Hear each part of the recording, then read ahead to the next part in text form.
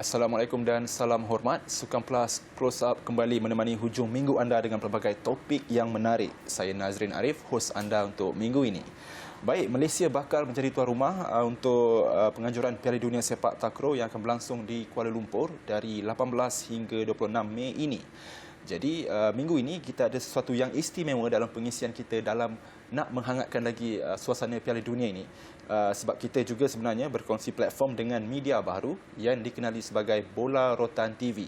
Bola Rotan TV, saya kira satu jenama atau channel yang tak perlu diperkenalkan lagi, khususnya kepada komuniti sukan sepak takraw di Malaysia. Dan minggu ini kita bersama YouTubers ataupun pengasas dan pemilik Bola Rotan TV, saudara Mohsin Amdan. Apa khabar Mohsin? Baik, Alhamdulillah, Cik Nazrin. Selamat datang ke Sukan Plus Close Up. Terima kasih jemput saya. Baik. 159,000 followers di Facebook dan 60,000 subscriber di YouTube. Saya rasa jumlah ini sesuatu yang positif. Dan bagi Mohsin sendiri, macam mana dalam memainkan peranan yang agak baik untuk mempromosikan sukan sepak takraw ini di Malaysia? Mungkin Mohsin boleh kongsikan sedikit. Baik, sepak takraw ni sebenarnya kalau kita lihat satu sukan rakyat. Sifat dia rakyat. Kenapa rakyat? Sebab dia dimainkan di kebanyakan lokasi-lokasi yang asasnya kemudahan milik rakyat. Gelanggang-gelanggang di balai raya, taman-taman perumahan, kalau di PPR, kalau Kuala Lumpur khususnya, biasanya mesti ada lah gelanggang ni. Jadi saya melihat bahawa apabila dia bersifat rakyat, dia perlu diberikan lebih banyak maklumat. Siapa yang bermain, di mana mereka berada, kerana di sinilah sebenarnya bakat-bakat tempatan dilahirkan. Sebelum mereka ini diangkat ke platform yang lebih besar, contohnya sekolah sukan negeri ataupun sekolah sukan Malaysia. Jadi di sinilah mereka bersama-sama dengan rakan taulan, bersama dengan jiran tetangga, berkumpul dan kadang-kadang bukan main hanya untuk mewakili negara, tapi rupanya untuk bersosial. Jadi ia perlu diangkat sebagai satu medium yang lebih baiklah. Maka tumpuan kita berikan dalam sukan yang sebegini sebenarnya. Baik. Saya agak tertarik nak mengetahui macam mana Mohsin boleh terfikir untuk mewujudkan sebuah channel dengan kandungan sepak takraw ini. Dia bermula dengan satu kekecewaan. Sebenarnya dia bermula dengan satu kekecewaan. Dan kita tahu kekecewaan, dendam sebenarnya adalah satu tenaga yang kuat. Motivasi. Satu motivasi yang kuat. Saya dulu dinafikan hak untuk mewakili daerah ketika bersekolah. Kerana keputusan peperiksaan saya yang tak apa-apa nak bagus sangatlah. Macam tu. Jadi pemandangan saya pada sekolah asrama penuh dan keputusan peperiksaan tak apa-apa nak okey sangat. Walaupun saya layak mewakili daerah, saya dinafikanlah perkara tu. Akibatnya saya mula mencari jalan-jalan keluar. Macam mana saya boleh tonjolkan kebolehan dan bakat. Dan sampailah satu ketika yang mana kerjaya yang saya ada sekarang ni menyebabkan saya perlu travel ke merata-rata tempat, iaitu saya mengendalikan kursus di berbagai tempat. Jadi biasanya di waktu petang saya akan turun ke mana-mana gelanggang komuniti dan saya akan bermain dengan mereka dan saya mula merakam gambar khususnya. Dan kembali pada tahun 2008 ketika itu, era blogging mula hangat diperkatakan dan saya mengambil inisiatif untuk pergi belajar untuk buat blogging dengan seorang guru blogging yang sangat terkenal di Malaysia ni lah. Kalau saya sebut, saya semua tahu. Dan ketika itu, masing-masing dipertanyakan tentang apa idea mereka untuk buat tajuk blog masing-masing dan pastinya ramai akan buat berdasarkan perniagaan. Sambal lah, masak lah, workshop dan sebagainya. Dan bila sampai giliran saya ditanyakan, saya kata saya nak buat sepak takraw. Sekali lagi saya diketawakan dan sekali lagi mana dendam dalam motivasi ni. Jadi perkara yang besar lah. So, bila saya sebut saya nak buat sepak takraw, saya kena gelak. Dan saya ditanyakan oleh tenaga pengajar tu, kenapa sepak takraw? Saya kata, sebab saya rasa kita tak ada sumber maklumat berkaitan dengan sepak takraw, arkib kita tak ada dan perkara yang sebegini. Jadi saya mula memikirkan macam mana nak buat benda ni. Maka di situlah tercetusnya idea Bola Rotan ini diwujudkan. Dan saya mengelak menggunakan perkataan sepak takraw tu sebab saya faham bahawa perkataan sepak takraw ni satu perkataan yang umum. Jadi tak mudah untuk kita dapatkan IP, tak mudah untuk kita dapatkan pemilikan. Jadi saya mula memikirkan nostalgia bola yang dibuat pada rotan ini untuk dibawa semula kepada masyarakat. Dan alhamdulillah bermula dari situlah. Bermula dengan blogging, kita update semua pergerakan sepak takraw yang popular, kejohanan lah, program dan sebagainya. Dan dari situ ramai orang mula mengikuti saya. Kemudian datangnya Facebook, datangnya Instagram dan datangnya YouTube. Dan di situlah kita mula membina jenama Bola Rotan TV ni sebenarnya. Baik, tadi Mohsin ada menyentuh kenapa sepak takraw, tapi secara umum. Sekarang saya nak tahu, apabila terdetiknya rasa nak buat channel ataupun blog pasal sukan ni, kenapa memilih sepak takraw itu? Memang sebab Mohsin seorang atlet takraw, tapi kita tengok sekarang ni biasa je orang yang bukan dalam bidang itu membuat channel bidang yang bukan beliau biasa. Tetapi kenapa Mohsin mahu sepak takraw, bukannya bola, hoki dan lain-lain sukan? Baik. Pertamanya Bola Rotan TV ni dia ada satu falsafah di belakangnya, iaitu dakwah. Falsafah di belakangnya dakwah. Sebabnya kebanyakan yang main sepak takraw ni adalah orang Melayu Islam dalam negara kita.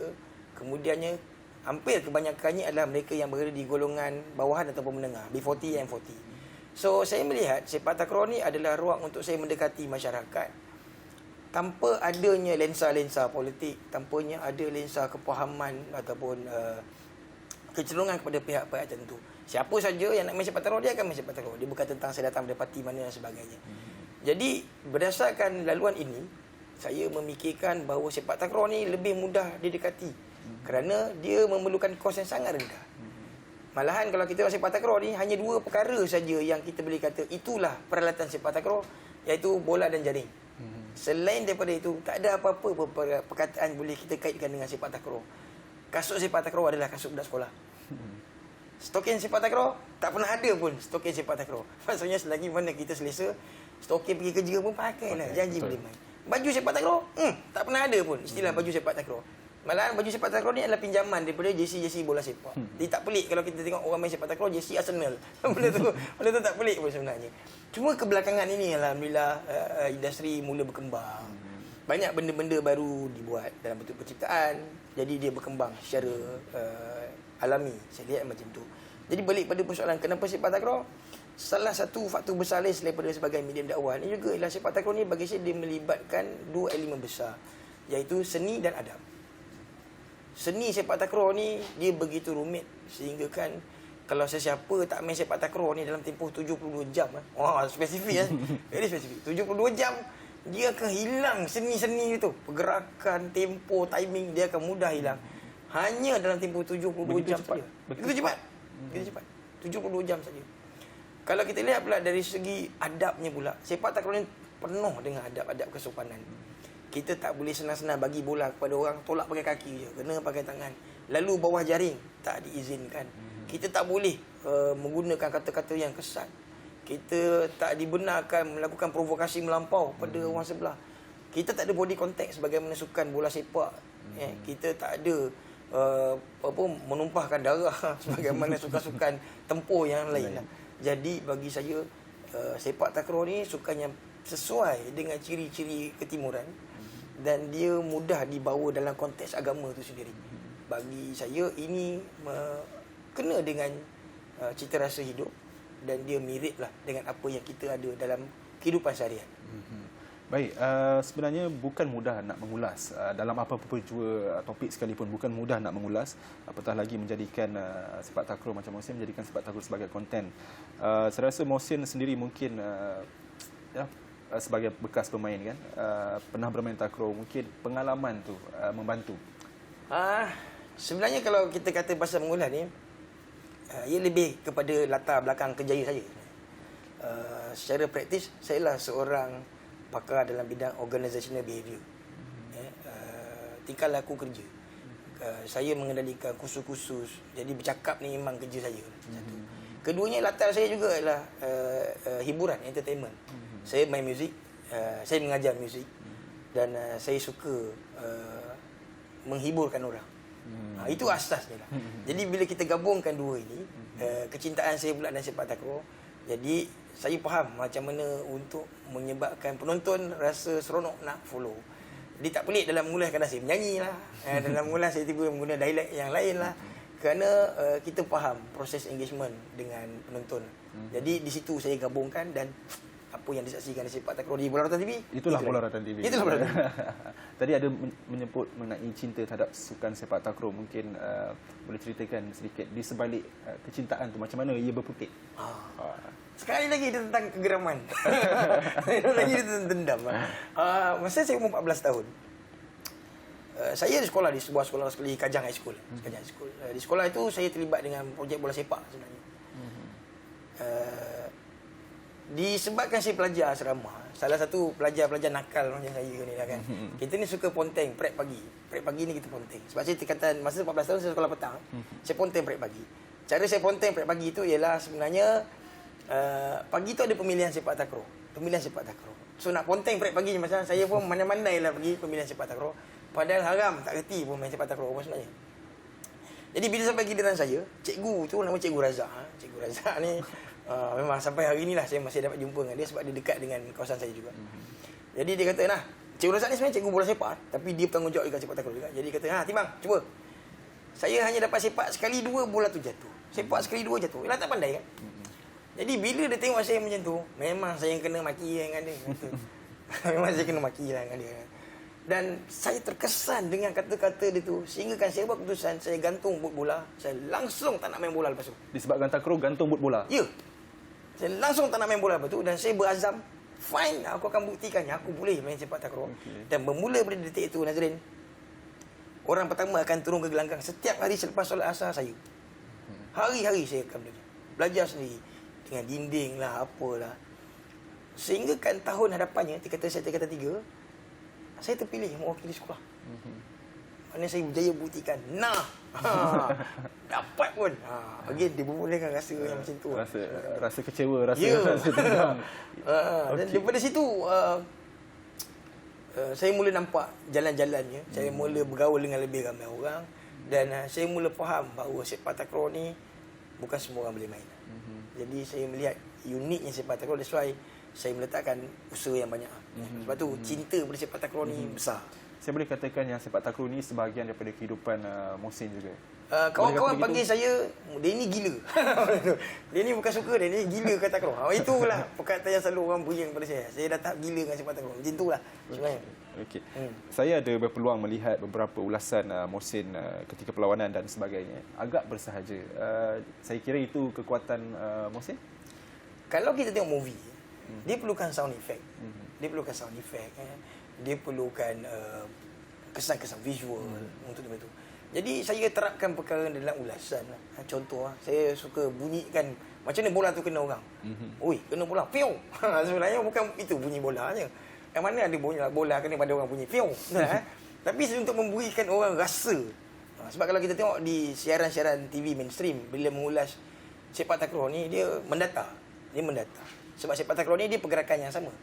Servis, terima bola, hantaran, libasan, sama. Dia tak macam bola sepak yang kadang-kadang berlari, kadang-kadang tackle dan sebagainya. So, sepak takraw ni sebenarnya benda sama je. Servis, hantaran, libasan mati, dah. Next point. So macam mana nak menjadikan benda tu menarik? Maka bagi saya dia perlu mengulas umpama menonton bersama sahabat. Mengulas dengan ada bunyi-bunyi yang bukan-bukan. Yang bunyi-bunyi tu kadang saya create je. Kadang memerlukan dialek-dialek yang berbeza. Jadi pemain yang tentulah pemain Kelantan. Jadi secara tiba-tiba saya bermula dalam bahasa Kelantan. Walaupun bahasa Kelantan saya tak betul pun.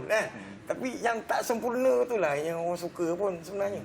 Jadi alhamdulillah lah itu diterima dengan baik. Walaupun ada je kritisism yang saya terima. Ada yang kata ini pengulas mabuk ketum lah, pengulas isyak gam lah, apalah kan. Tapi saya anggap benda tu, saya tak perlu puaskan hati semua orang pun sebenarnya. Maka itulah yang kita dapat saksikan di Bulan Ratan TV. Baik, kalau boleh saya ambil sedikit dalam program ataupun channel yang Mohsin buat, ada satu bahagian tu teknik replay yang agak menarik sebenarnya. Yang mana kalau pernah tengok tu dia tahulah kan macam mana teknik replay dalam channel Mohsin tu. Mungkin boleh ceritakan sedikit. Menariknya ialah masyarakat selalu keliru antara replay dengan reply.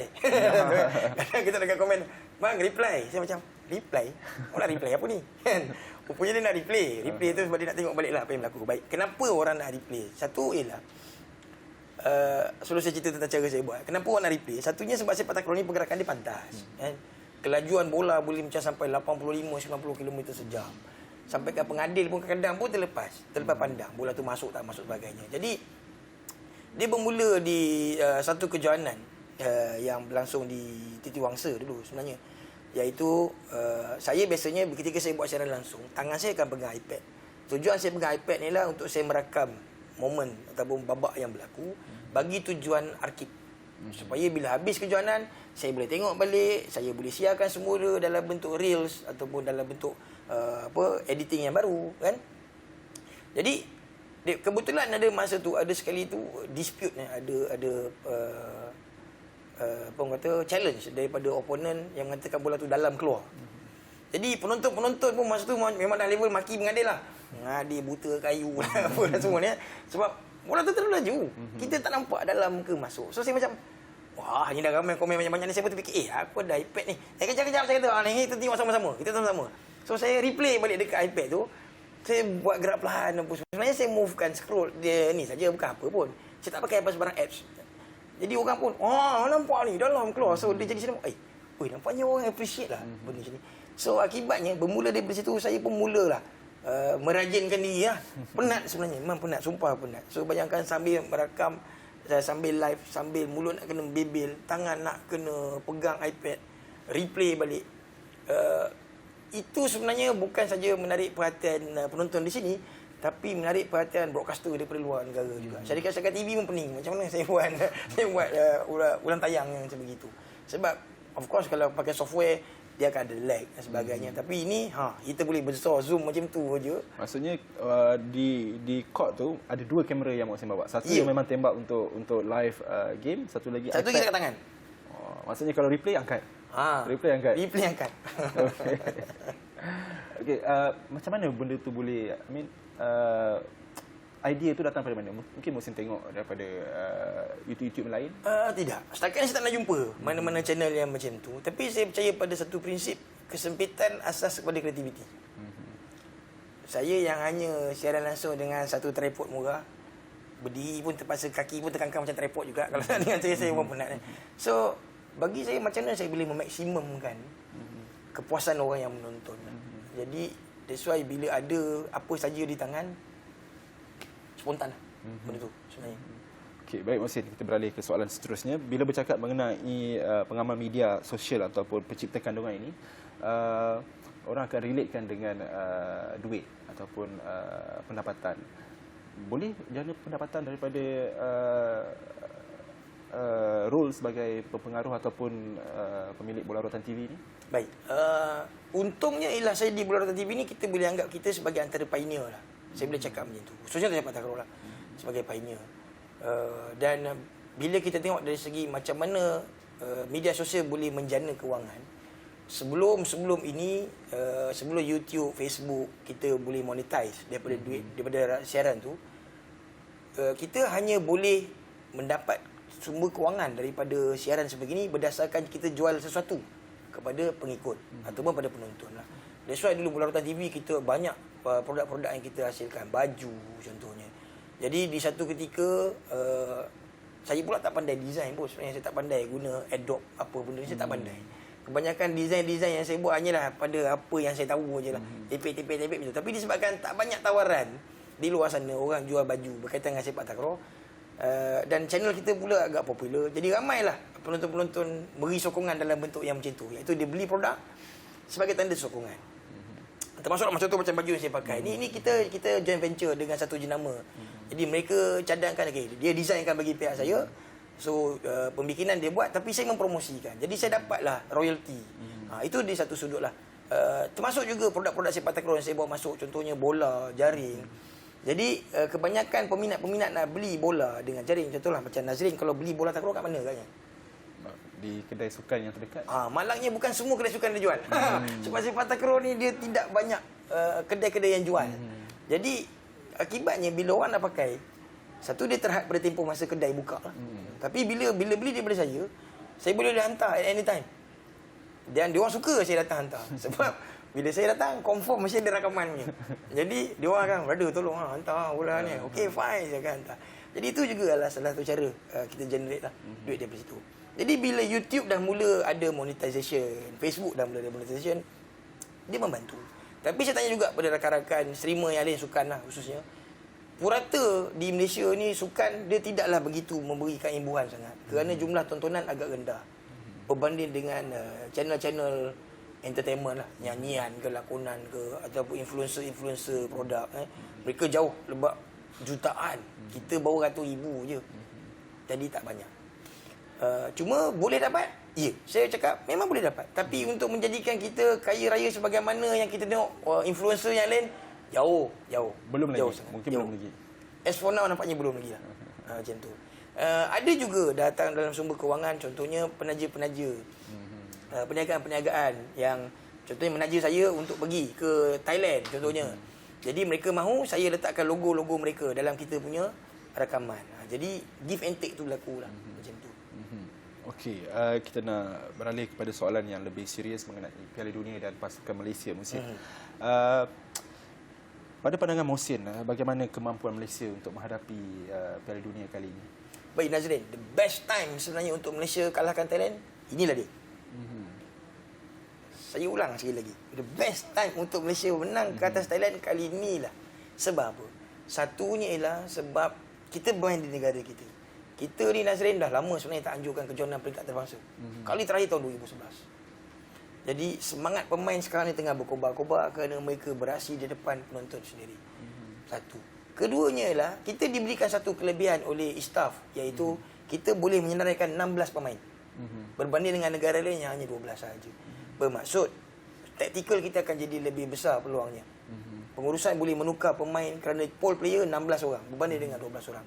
Ketiga adalah kita memiliki barisan pemain muda dan pemain senior yang berkaliber. Yang mana mereka ini memang benar-benar teruji dan mereka ini dipilih atas satu sistem saringan yang rumit. Tidak seperti mana yang berlaku belas tahun yang dulu. Kali ini yang kita dapat memang kita boleh kata cream of the cream sebenarnya. Dan yang saya rasa faktor penting juga kita tak boleh tolak adalah Thailand ketika ini juga sedang menghadapi masalah tentang pengurusan dan pentadbiran pasukan mereka.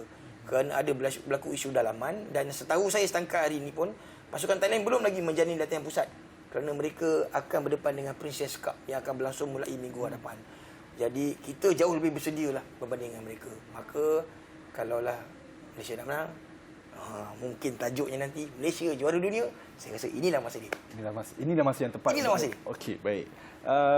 Bercakap mengenai Piala Dunia juga, revolusi sistem mata dari 15 ke 21 kembali kepada 15 dengan kiraan berbeza. Mungkin Mohsin nak beri pandangan Mohsin dan apakah ini memberi kelebihan kepada pasukan kita sebenarnya? Ketika cadangan ini diberikan, sistem mata 15 ni berlaku di Kings Cup tahun lepas.